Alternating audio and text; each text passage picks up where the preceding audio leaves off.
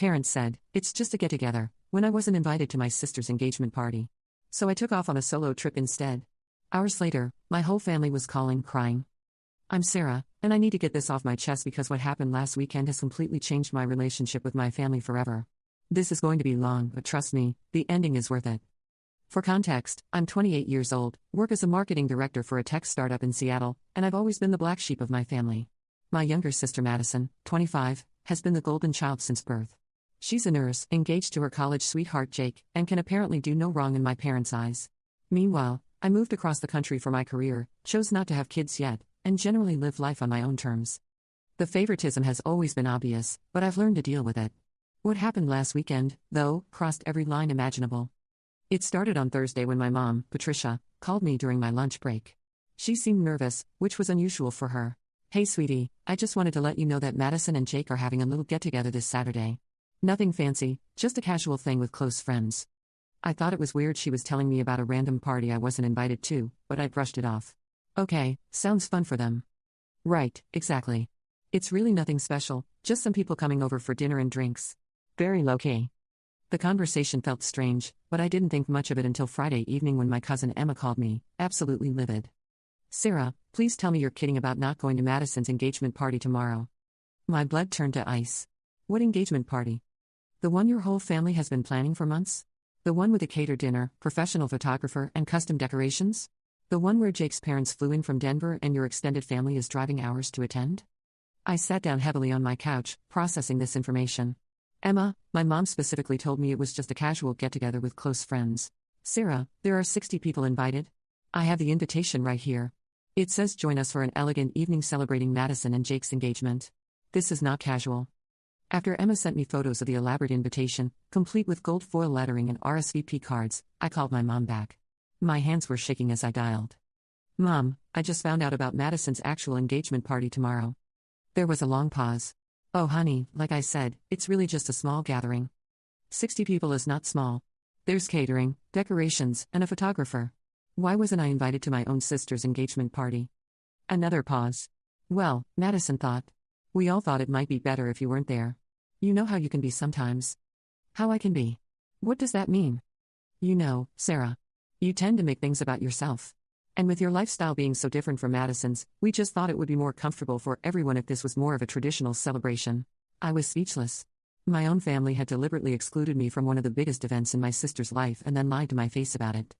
Mom, I'm her sister. Her only sister. I know, sweetie, but Madison really wants this day to be perfect. She's worried that you might say something inappropriate or that people will ask about why you're still single, or about your job keeping you so far away. She just wants to focus on celebrating with Jake's family and our close friends without any complications. The word complications hit me like a slap. That's what I was to them.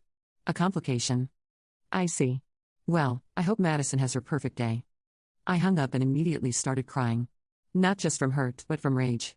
After everything I'd done for this family, paying for Dad's medical bills when he had his heart attack, helping them with their mortgage when Dad lost his job, flying home for every holiday despite the expense, this is how they repaid me. But then something shifted. I wiped my tears and started planning. I had been saving for months for a vacation I kept putting off because of work. I had enough money for something spectacular, and suddenly I knew exactly what I was going to do. I called my best friend Rachel, who works for a luxury travel agency. Rachel, I need you to work a miracle. I want the most amazing solo trip you can book for this weekend, starting tomorrow morning. Money is not an object. Sarah, it's Friday night. Everything good will be booked. Please, Rach. I'm desperate. My family just showed me exactly what they think of me, and I need to do something incredible for myself. Rachel worked her magic. By midnight, she had booked me a weekend at the Four Seasons Resort in Maui, complete with first-class flights, a suite with an ocean view, a private beach cabana, spa treatments, and a sunset helicopter tour. The total cost was more than I usually spend in 3 months, but I didn't care. Saturday morning, while my family was setting up for Madison's small gathering, I was boarding a first-class flight to Hawaii. I decided to document everything on social media, but not in a vindictive way. I genuinely wanted to celebrate my own life and show myself that I deserved beautiful experiences, even if my family didn't think so. My first post was a photo of my first-class seat with a glass of champagne. Sometimes you have to celebrate yourself. Off on a spontaneous solo adventure to Maui. Here's to new beginnings and knowing your worth, clinking glasses emoji, airplane emoji. The responses started immediately. Friends were amazed and excited for me. Several coworkers commented about how jealous they were. My college roommate Jessica wrote, "This is why I love you, Sarah. Living your best life." When I landed in Maui, I took a photo of the resort entrance with its stunning tropical landscaping. Paradise found. Sometimes the best company is your own. Hashtag solo travel, hashtag Maui life, hashtag living my best life. The suite was incredible. Floor-to-ceiling windows overlooking the Pacific, a private balcony, marble bathroom with a soaking tub, and complimentary champagne and chocolate-covered strawberries. I took a photo of the view and posted it with the caption, "Room with a view." Grateful for jobs that let you have adventures like this. Hashtag blessed, hashtag ocean view, hashtag self-care. But the real masterpiece was when I got to my private beach cabana. The resort had set up a beautiful spread with fresh fruit, gourmet sandwiches, and tropical drinks. I was wearing a new sundress I bought at the airport boutique, my hair was blowing in the ocean breeze, and the sunset behind me was absolutely magical. I asked another guest to take a photo of me raising my glass to the camera with the ocean and sunset in the background. I looked genuinely happy, which I was, and absolutely radiant. Cheers to the most beautiful Saturday evening. Nothing like a sunset in paradise to remind you that life is gorgeous. Sometimes the best parties are the ones you throw for yourself. Hashtag sunset vibes, hashtag solo but not lonely, hashtag paradise found. I posted it around 6 p.m. Hawaii time, which was 9 p.m. Pacific time back home, right when Madison's engagement party would be in full swing. My phone service was working perfectly thanks to my carrier's international plan, though I knew I'd probably face some hefty roaming charges for all the calls I expected to receive once people saw the post. Within minutes, my phone started buzzing with notifications. Friends and acquaintances were liking and commenting. My boss commented, "Sarah, this looks incredible. You deserve this." My neighbor wrote, "Living vicariously through you right now." But then I started getting different kinds of notifications. The first was from my cousin Emma. "Wait, Sarah, are you seriously in Hawaii right now? While Madison's party is happening?" Then my Aunt Linda, "Sarah, honey, are you okay? Your mother is asking about you." But the flood really started when people at Madison's party began seeing my posts. You see, what my family hadn't counted on was that many of the guests were also my social media friends. Jake's sister Amy, several of my high school friends, some family friends who had known me since childhood, they were all at the party and also seeing my posts in real time on their phones. I had a public Instagram account and most of these people had been following my posts for years. I found out later what happened next from Emma, who texted me updates throughout the evening since she was one of the few people who knew the real story about my exclusion. Around 9:30 p.m., Jake's sister Amy was scrolling through Instagram when she saw my sunset photo. She showed it to a few people, and word started spreading through the party. "Wait, isn't that Sarah, Madison's sister? Is she in Hawaii right now?" People started pulling out their phones to look at my posts. The photos were stunning, and the captions were gracious but clearly indicated this was a spontaneous solo trip. Jake's mom, Mrs. Thompson, apparently asked Madison directly, "Honey, where is your sister tonight? She's not here, but she's posting these beautiful photos from Hawaii." Madison, according to Emma, went completely white. She had other plans. But Mrs. Thompson pressed further. "Other plans? She flew to Hawaii today? That seems like quite a coincidence that she'd plan a luxury vacation on the same day as your engagement party." This is when things got messy. Jake's dad, Mr. Thompson, who had always been fond of me during family gatherings, spoke up. "Patricia, I have to ask, was Sarah not invited tonight?" My mom, Patricia, apparently started stuttering.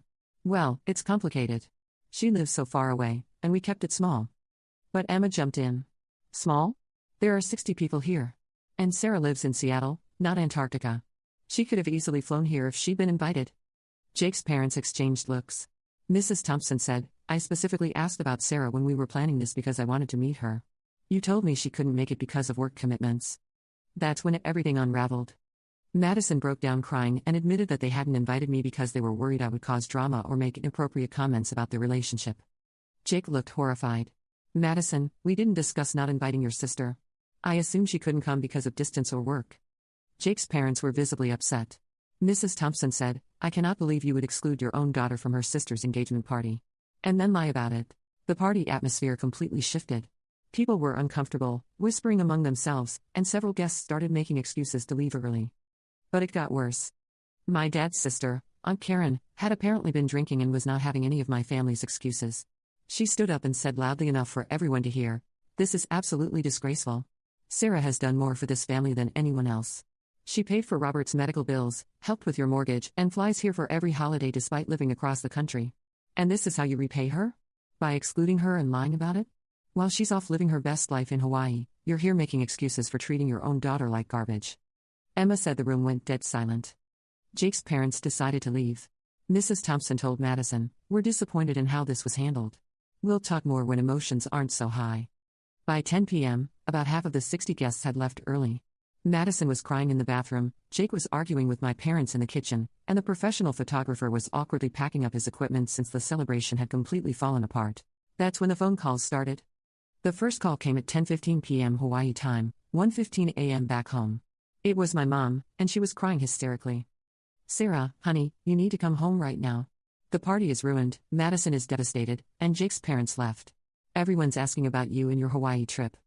"Mom, I'm in Hawaii. I can't just come home. And why would I? I wasn't invited to begin with. Please, Sarah. Madison needs her sister. She's upstairs crying and saying the whole engagement is ruined." "The engagement is ruined because I'm not there? That doesn't make sense, Mom. People are saying terrible things about how we treated you. Jake's family is upset. Aunt Karen gave us a lecture in front of everyone. You have to fix this." "I have to fix this? I have to fix the situation where you deliberately excluded me and lied about it?" That's when I heard Madison grab the phone. "Sarah, you're being so selfish." She screamed through her tears. "You knew this was my engagement party, and you deliberately planned this trip to ruin it." "Madison, I didn't know it was your engagement party. Mom told me it was a casual get-together with friends. I only found out the truth yesterday from Emma." "That's not true. You knew and you did this to hurt me." "Madison, I literally had no idea. Check the timestamps on my flight booking if you want. I booked this trip after I found out I wasn't invited to what I was told was a casual dinner party." Jake apparently took the phone then. "Sarah, I'm so sorry. I had no idea you weren't invited. I thought you couldn't come because of work or distance. If I had known, I would have insisted you be here." "Jake, it's not your fault. You didn't know my family decided I was a complication to be managed rather than a sister to be celebrated." The calls kept coming all night, and I was grateful for my international phone plan even though I knew this was going to cost me a fortune in roaming charges. My dad Robert called, crying and apologizing. Aunt Karen called to tell me she was proud of me and that my parents owed me a massive apology. Emma called with updates from the party aftermath. But the most interesting call came Sunday morning from Mrs. Thompson, Jake's mother. "Sarah, I got your number from Emma. I wanted to call and apologize for what happened last night." "Mrs. Thompson, you don't need to apologize. You didn't do anything wrong. I feel terrible that we celebrated an engagement party while Jake's future sister-in-law was deliberately excluded. That's not how family should work. I appreciate that more than you know. I also wanted you to know that Jake and Madison are going to have some serious conversations about family dynamics before this wedding moves forward. Jake is reconsidering some things." That afternoon, I got a long text from Jake. "Sarah, I've been thinking all night about what happened. I'm horrified that my future in-laws excluded you and then lied about it. I'm even more concerned about Madison's reaction when she was caught. Instead of apologizing to you, she blamed you for ruining her day when you were the one who was wronged. I need to see some significant changes in how your family treats you before I'm comfortable moving forward with wedding planning. Madison and I are going to couples counseling, and I'm insisting that your whole family go to family therapy. What happened last night was not okay, and I won't be part of a family that treats people this way." I was stunned. Jake was actually standing up for me in a way my own family never had. Meanwhile, my social media was blowing up with support. People were commenting on my posts with messages like "You look so happy. And this is what self-care looks like." Several friends had figured out the timing and were subtly supportive, commenting things like "Good for you for choosing yourself." The best part was that I genuinely was having an amazing time. The helicopter tour on Sunday was breathtaking. I saw whales from the air, flew over volcanic landscapes, and watched the sunset paint the ocean in incredible colors. I posted a photo from inside the helicopter with a caption, "Sometimes you have to rise above to see how beautiful life really is." Grateful for this perspective. #helicopter tour #Maui magic #new perspective. Monday morning, as I was getting ready to head to the airport, I got a call from Madison. She wasn't crying this time, but her voice was small and defeated. "Sarah, Jake says he's not sure about the wedding." "Madison, I'm sorry to hear that, but this isn't about me. This is about how our family treats people and how you reacted when you were caught excluding me. But you ruined my engagement party by going to Hawaii." "Madison, I went to Hawaii because I found out I was deliberately excluded from my own sister's engagement party and then lied to about it. I took a beautiful trip for myself instead of sitting at home feeling sorry for myself. That's not ruining your party, that's choosing my own happiness over your drama. But everyone was talking about you instead of celebrating me." "Madison, do you hear yourself? Everyone was talking about the fact that you excluded your own sister from your engagement party. That's a choice you made, not something I did to you." There was a long pause. "Jake wants me to apologize to you. Do you want to apologize to me?" Another pause. "I don't think I did anything wrong by wanting my engagement party to be perfect." "Then we have nothing more to discuss." I hung up and blocked her number. The flight home was bittersweet. I'd had the most incredible weekend of my life, but I was flying back to a family situation that was completely changed. When I got home, I had 17 missed calls from my parents and a dozen text messages begging me to fix things with Madison. But before I called my parents, I needed to process everything that had happened. I sat in my apartment Tuesday evening, looking through the photos from Hawaii, and started thinking about all the signs I had missed over the years. There was my college graduation, where my parents spent the entire ceremony talking about Madison's nursing program acceptance. During the family dinner afterward, every conversation somehow shifted back to Madison's achievements. When relatives asked about my marketing degree, my mom would quickly redirect with updates about Madison's clinical rotations. Then there was the time I got promoted to marketing director at 26, making me the youngest person in that role at my company. I called home excitedly to share the news. My dad Robert's response was, "That's nice, honey. Did we tell you Madison made Dean's List again?" Or the Christmas when I flew home after working 18-hour days to afford the trip, bringing expensive gifts for everyone. Madison had forgotten to get me anything, so my mom quietly gave her one of the presents I'd brought for mom to give to me instead. Madison felt so bad, mom explained. We didn't want her to be embarrassed. The medical bills situation was especially telling now that I thought about it. When dad had his heart attack 3 years ago, I immediately transferred $5,000 to help with the deductible and expenses. I didn't hesitate, didn't ask for repayment plans, just sent the money because family helps family, right? But 6 months later, when I was struggling with my own financial crisis after my car was totaled and insurance lowballed me, I asked if they could help with a temporary loan of $2,000. I would have paid it back with interest within 3 months. "Oh honey, we're still recovering from dad's medical expenses," mom said. "Maybe you could ask your company for an advance?" 2 weeks later, Emma mentioned that my parents had given Madison $3,000 to help furnish her new apartment with Jake. "They're so generous," Emma had said. Madison was stressed about moving in together and having nice furniture for Jake's parents to see. I had taken out a credit card cash advance to fix my transportation situation while my parents furnished Madison's love nest. The mortgage situation was even worse in hindsight. 2 years ago, Dad lost his job in a company layoff. They were 3 months behind on mortgage payments and facing foreclosure proceedings. I emptied my entire emergency fund, $12,000, to catch them up and give them breathing room. "Sarah, you saved our home," Dad had said with tears in his eyes. "We'll pay you back as soon as I find work." Robert did find work, a good job making even more than his previous position. But instead of paying me back, they used their renewed financial stability to throw Madison an elaborate graduation party when she finished nursing school. The party cost at least $8,000, I knew because Emma helped with planning and mentioned the catering budget alone was $4,000. When I gently asked about repayment after seeing the party expenses, Mom got defensive. "Sarah, we're still getting back on our feet. And Madison's graduation was a once-in-a-lifetime event. Surely you understand that." Madison's graduation was once in a lifetime, but my financial sacrifice to save their home was just expected family duty, apparently. The pattern was everywhere once I started looking.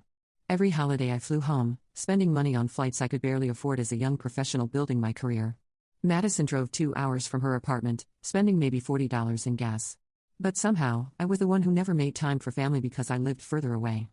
When Madison was stressed about her nursing boards, I spent weeks on the phone with her every night, helping her study and providing emotional support.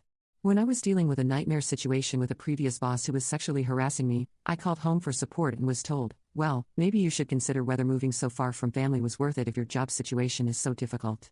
They didn't offer to help me find a lawyer, didn't express outrage on my behalf, didn't even ask follow-up questions about what was happening. Instead, they used my crisis as evidence that my life choices were wrong. But when Madison had conflict with a difficult patient's family at the hospital, the entire family rallied around her. Robert researched her rights as a healthcare worker, Mom called the hospital administration to complain, and they spent family dinner discussing strategies for dealing with workplace challenges. Same type of problem, completely different levels of support. Even my career success was somehow problematic. When I was featured in a local business magazine for my innovative marketing campaign that increased our company's client base by 40%, I excitedly sent the article to my family. Madison's response was, "Must be nice to have a job where you get attention for your work. As a nurse, I save lives every day and nobody writes articles about me." My parents' response was to share Madison's comment and add, "Madison has such a humble heart. She serves others without needing recognition." My professional achievement became evidence of my vanity compared to Madison's noble selflessness. The dating situation was another area where the double standards were glaring. I had been single for a year after ending things with my ex-boyfriend David, who wanted me to move back to our hometown and give up my career to start a real life together. I chose my career and my independence.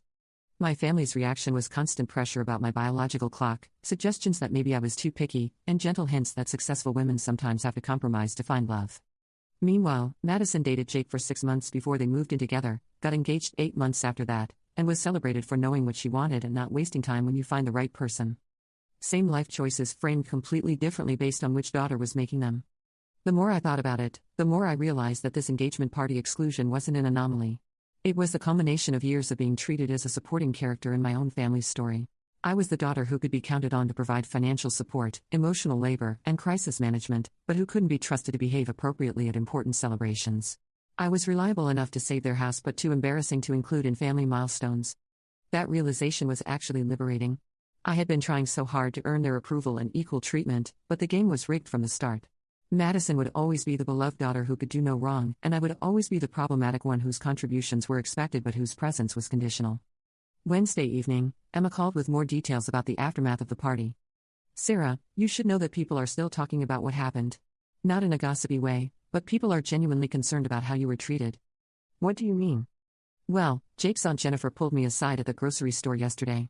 She said she's been thinking about the party all week and feeling sick about it. She kept saying, that poor girl was in Hawaii posting these beautiful, happy photos while her family was celebrating without her. How could they exclude their own daughter?" Emma continued, "And Mrs. Rodriguez from church approached your mom after service Sunday. She said she saw your Hawaii posts and wanted to know why you weren't at Madison's party. When your mom gave some vague excuse about distance and timing, Mrs. Rodriguez said, Patricia, that girl flew to Hawaii on the same day as the party. She clearly could have flown here if she'd been invited." "How did Mom respond to that?" "According to Aunt Karen, who was standing nearby, your mom just changed the subject and walked away. But Mrs. Rodriguez told several other people, and now there's this undercurrent of people questioning how your parents handled the whole thing."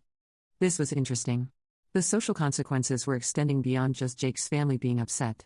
The broader community was starting to see the situation for what it was. "There's more," Emma said. "Jake's cousin Mike, who's getting married next spring, specifically asked his fiancée to make sure you get an invitation to their wedding. He said, after seeing how Jake's future sister-in-law was excluded from the engagement party, I want to make sure we don't accidentally overlook anyone important. That's really thoughtful of them." "Sarah, people are seeing this as a cautionary tale. Like, everyone's examining their own guest lists now to make sure they're not excluding people who should be included. Your situation is making people think about how they treat family members."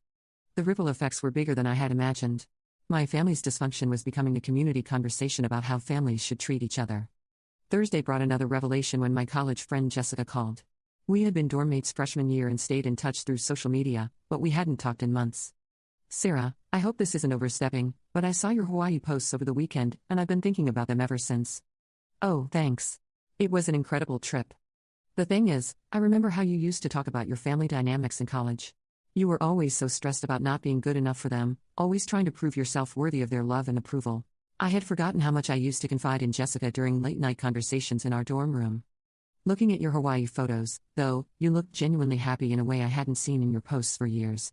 And then I figured out the timing with your sister's engagement party, and it all clicked into place." "What clicked?" "Sarah, you literally chose yourself over their dysfunction. You could have spent that weekend being miserable about being excluded, but instead you gave yourself the most beautiful celebration. You looked radiant in those photos because you were finally putting your own happiness first." Jessica's perspective was enlightening. She was right that I had looked different in those photos. Not just because of the beautiful setting, but because I was genuinely celebrating myself instead of trying to earn someone else's approval. "I've been thinking about this a lot," Jessica continued, "because I've been in a similar dynamic with my own family. Not as extreme, but that same feeling of constantly trying to prove you deserve their love. Seeing you choose yourself so beautifully made me realize I need to make some changes too." "Really?" "I've been dating this guy my parents disapprove of because he's not in a traditional career path, he's an artist. I've been hiding the relationship and feeling ashamed instead of just living my life. Your Hawaii weekend made me realize that I can't keep shrinking myself to fit their expectations." "That's amazing, Jess. I'm telling my parents about Marcus this weekend, and if they can't be happy for me, that's their choice. But I'm not hiding my happiness anymore just to make them comfortable." It was incredible to hear that my decision to choose myself had inspired someone else to do the same. Maybe there was something bigger happening here than just my personal family drama. Friday evening, I got an unexpected text from Jake. "Sarah, would you be willing to talk? I know this is a weird situation, but I'd really value your perspective on some things." I called him back, curious about what he wanted to discuss. "Jake, how are you holding up with everything?" "Honestly, not great. I've been doing a lot of thinking this week about family dynamics and how people treat each other, and I keep coming back to what happened at the engagement party. I'm sorry this has been so stressful for you." "Sarah, can I ask you something directly? Has your family always treated you this way?" I paused, considering how honest to be. "What do you mean exactly?" "I mean, have you always been the one who gives more than you receive? The one who's expected to accommodate everyone else but isn't accommodated in return? Why do you ask? Because I've been thinking about all my interactions with your family over the past 2 years, and I'm seeing patterns I didn't notice before. Jake went on to describe observations that were painfully accurate. He had noticed that I was the one who always traveled for family events while Madison was accommodated. He had seen that conversations about my achievements were quickly redirected to Madison's. He had observed that I was consulted for advice and financial help but wasn't included in celebrations and milestones. The engagement party wasn't an isolated incident, was it? He asked. No, Jake. It was just the most obvious example of a long-standing pattern. I need to ask you something else, and please be honest. Do you think Madison is aware of how unequally you're treated? This was the question I had been avoiding asking myself. I think Madison benefits from the inequality, and she's chosen not to examine it too closely. Whether that's conscious awareness or willful blindness, I'm not sure it matters. That's what I was afraid of, Jake said quietly. Jake, can I ask why you're asking me these questions? Because I'm trying to figure out if I'm about to marry someone who participates in treating her own sister badly, or if she's just been unconsciously following her parents' lead. And I'm realizing it might be the former. What makes you say that? Her reaction when she got caught excluding you. Instead of being horrified and apologetic, she was angry at you for ruining her party by living your life. That wasn't the response of someone who made an innocent mistake. That was the response of someone who thought she had the right to exclude you and was angry about facing consequences. Jake was seeing the situation more clearly than I had expected. And the more I think about it, he continued, the more I realize she's never once mentioned feeling bad about how your family treats you. She's never advocated for you or questioned whether things are fair. She just accepts the benefits of being the favorite and doesn't think about the cost to you. Jake, I don't want to be the reason your relationship ends. Sarah, you're not the reason. Her character is the reason. The engagement party just made it impossible to ignore. After we hung up, I realized that Jake's questions had helped me clarify something important. This wasn't just about my parents' favoritism anymore. Madison was an adult who had chosen to participate in excluding me and had shown no remorse when caught. That said something significant about who she was as a person. Saturday morning, I woke up feeling clearer about everything than I had in years. I made myself a nice breakfast, sat on my balcony with my coffee, and started planning that call to my parents. I called my parents and told them we needed to have a serious conversation. Sarah, Robert, I need you to understand something. What happened this weekend wasn't about a party. It was about you deciding that I'm an embarrassment to this family and then lying to my face about it. Sarah, that's not true, Robert said. Robert, you excluded me from one of the most important events in Madison's life because you thought I would cause drama. Then when I found out and chose to do something beautiful for myself instead of wallowing, you called me selfish for not fixing the situation you created. We just wanted Madison's day to be perfect, my mom said. And you decided that meant I couldn't be there. Do you understand how that feels? To know that your own family thinks your presence would ruin an important celebration? Silence. And instead of apologizing when you were caught, you tried to make me responsible for fixing it. You wanted me to fly home from Hawaii to make Madison feel better about excluding me. More silence. Here's what's going to happen, I continued. I'm done being treated like a second-class member of this family. I'm done being expected to contribute financially and emotionally while being excluded from important events. I'm done being called selfish when I prioritize my own well-being over your drama. Sarah, what are you saying? My mom asked. I'm saying that until you can acknowledge what you did wrong and make genuine changes, I'm not participating in family events. I won't be coming home for holidays, I won't be contributing to family expenses, and I won't be available for crisis management. You can't be serious, Robert said. I'm completely serious. I spent this weekend in paradise being celebrated by strangers at a resort while my own family was excluding me from a party. That told me everything I need to know about my priorities. The aftermath has been interesting. Jake postponed the wedding indefinitely. He told Emma that he can't marry into a family that treats people the way mine treated me, and he's not convinced Madison understands why what she did was wrong. Some extended family members have reached out to tell me they're proud of how I handled the situation. Others have tried to pressure me to be the bigger person and reconcile with Madison. My parents have been alternating between apologizing and trying to guilt me into coming home. Madison has been posting sad quotes on social media about family betrayal and people who abandon you when you need them most. But here's the thing, I've never felt better about myself. That weekend in Hawaii wasn't just a vacation. It was a declaration that I value myself enough to choose my own happiness over other people's dysfunction. I spent years trying to earn love from people who had already decided I wasn't worth celebrating. Now I'm planning more solo adventures. I'm setting boundaries with my family that I should have set years ago. I'm focusing on the relationships in my life with people who actually want me around. My boss promoted me last week, partially based on the confidence and self-advocacy skills I've been displaying lately. My friends keep telling me I seem different, happier and more self-assured. 3 months later, Jake and Madison broke up. Jake told Emma that the engagement party situation opened his eyes to a lot of dynamics he hadn't noticed before, and Madison's inability to take responsibility for her actions was a deal breaker for him. Madison blamed me for the breakup, of course. But Emma told me that Jake said his decision had nothing to do with me, everything to do with Madison's character and our family's dysfunction. My parents have been begging me to come home and help Madison through the breakup. They say she needs her sister. I told them Madison made it clear that she only needs her sister when it's convenient for her. When she actually wanted to celebrate something important, she decided I was too much of a complication to include. I'm planning another solo trip next month, this time to Italy. I'm going to eat incredible food, tour ancient ruins, and celebrate the fact that I finally learned to love myself enough to walk away from people who don't value me. Sometimes the best revenge isn't getting back at people who hurt you.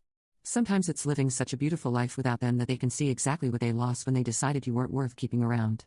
My Hawaii photos still get comments from friends saying how happy and radiant I look. Because I was happy. For the first time in years, I was choosing myself over my family's drama, and it felt incredible. That weekend taught me that I don't need my family's approval to celebrate my life. I can throw my own party, book my own adventures, and create my own happiness. And honestly, the view from Hawaii was much more beautiful than whatever drama was happening at Madison's engagement party anyway. Update: 6 months later, I'm engaged to an amazing man I met through work who thinks my independence and self-respect are attractive rather than problematic. We're planning a small destination wedding in Tuscany, and yes, my family is invited, but only if they can genuinely celebrate our happiness without making it about their drama. The irony isn't lost on me that while Madison's engagement imploded because she couldn't treat her own sister with basic respect, I found love with someone who values exactly the qualities my family considered complications. Sometimes the best thing that can happen to you is being excluded from the wrong party, because it frees you up to find the right celebration.